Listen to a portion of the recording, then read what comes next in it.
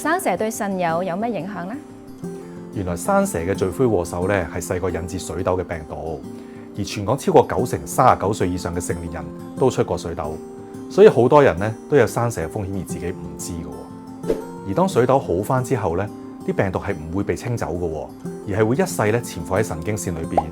嗱，當你身體虛弱嘅時候咧，啲病毒就會有機可乘，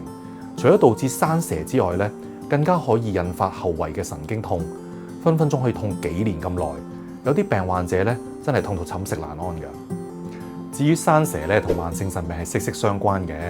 由於慢性腎病嘅患者咧身體免疫力相對較差，咁就會令潛伏喺神經線嘅水痘帶狀疱疹病毒更加容易再度活躍起嚟，生蛇風險仲大約增加3成添啊！腎友一旦生蛇咧，腎衰竭嘅風險會增加3成幾。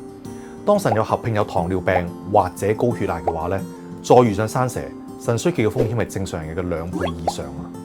如果情況係包括腎病、糖尿病、高血壓集埋一齊嘅話咧，生蛇就分分鐘會變成扎冧駱駝嘅最後一條稻草啦，令到腎衰竭嘅風險咧比正常人飆升8倍。雖然生蛇咧係可以服用一啲抗病毒嘅藥物去控制病情，但效果一般都有限，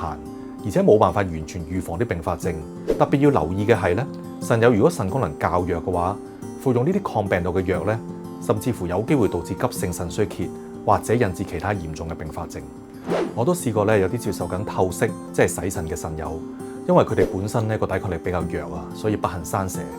然後喺服用嗰啲抗病毒藥之後咧，出現不同程度嘅腦神經嘅併發症，譬如話咧輕嘅可能會影響佢行路唔穩陣啦，嚴重嘅話咧甚至會影響神經錯亂，要一段時間先可以復原。所以咧防患真係要於未然啊！生蛇關腎功能事，腎友特別要留意咧做好預防，例如接種疫苗，將生蛇嘅威脅減到最低。但係接種疫苗之前咧，記得要揾醫生評估下自己身體狀況先啦。